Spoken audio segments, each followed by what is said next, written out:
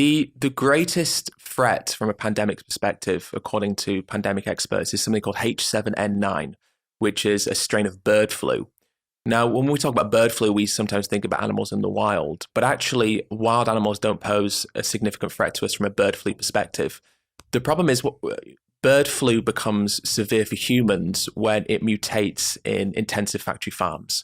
And so what we have is things like H5N1, H7N9, which are these very virulent and very deadly strains of, or could be very deadly strains of bird flu.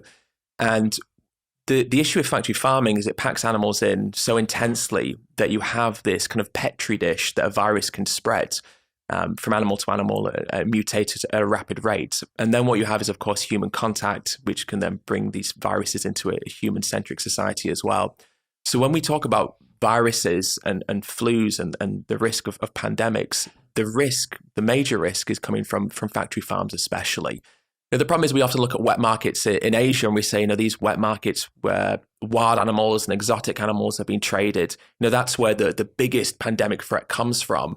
But ultimately, studies have shown that when you look at the conversion of what they call LPAI, which is low pathogenic avian influenza, to what they call HPAI, which is highly pathogenic avian influenza, the conversion from low to high is most prevalent in Western countries.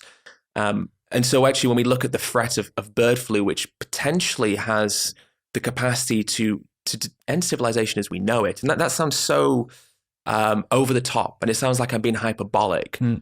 But if we look at COVID-19 as an example, the fatality rate of that is 0.5% or, there or thereabouts, let's say. We see strains of bird flu that have fatality rates 10%, 20%. H5N1, which was a very deadly bird flu virus that came about in the late 90s, had at that time a fatality rate of 60%. So 60% of all humans who were infected died. And if that became a virus that had pandemic potential, it could easily have 20 to 25% fatality rate. So you think about the damage caused from COVID-19 with 0.5%. Now let's make that 20, 25%. That ends civilization as we know it. The end of electricity, of water, because you've got no utilities. We've got no hospital staff because they're dying or they're sick or they're too scared to come in. Everything that we have come to understand as being normal would change in the blink of an eye if one of these viruses mutated in the way that it could. And the problem is we're playing with fire. The issue of pandemics is not an if. It's not if there will be a pandemic. It's when there will be a pandemic. And we just have to hope that the next pandemic won't be as severe as the ones I'm referencing now, but we don't know that, and it could be. And the idea that we are creating systems like chicken farms and pig farms that maximize the potential for these viruses to emerge and then spread, just I think speaks to human ignorance and arrogance, the fact that we don't think for a second, or at least not seriously, that there is a chance that chicken farming and pig farming could come to destroy civilization as we know it. But it absolutely could. Yeah, there's Ebola, which has a fatality rate of something like 50%. Yeah. So if you get the transmissibility of COVID-19 with the deadliness of Ebola, then it's a like say game over. Yeah. I feel like people don't recognize the fact that the Earth's been around for 4 or 5 billion years.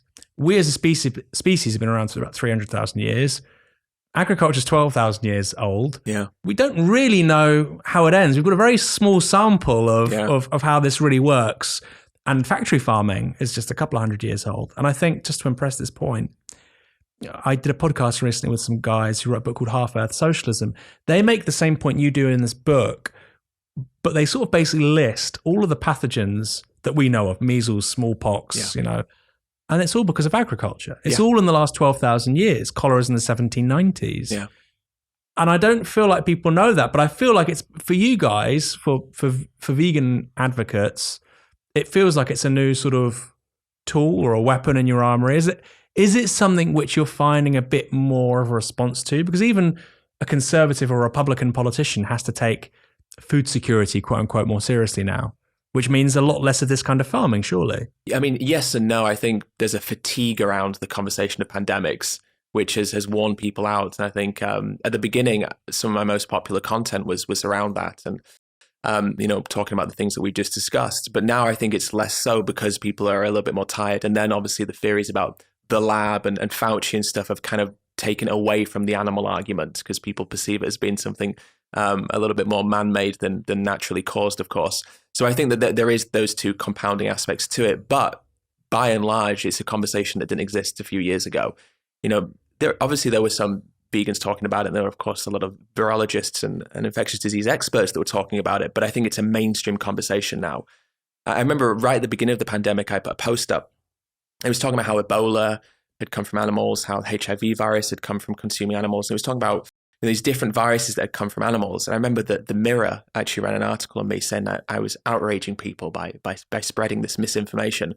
And then what happened is... they called it misinformation? Yeah. Why? What was misinformative about it? I'm not really sure. And so I think at the beginning of the pandemic, there was this kind of refusal to accept just how all-encompassing, or how much animal agriculture has created these viruses. But then it started to change a little bit. The Guardian did an article talking about it. Vox did an article. The New York Times did an article talking about these links. And so the conversation started to shift. And I think a couple of years ago, talking about how Ebola comes from this and Nipah in Malaysia came from pig farming and all these things was quite controversial. But now I think hopefully it's just become accepted as being true, which it is.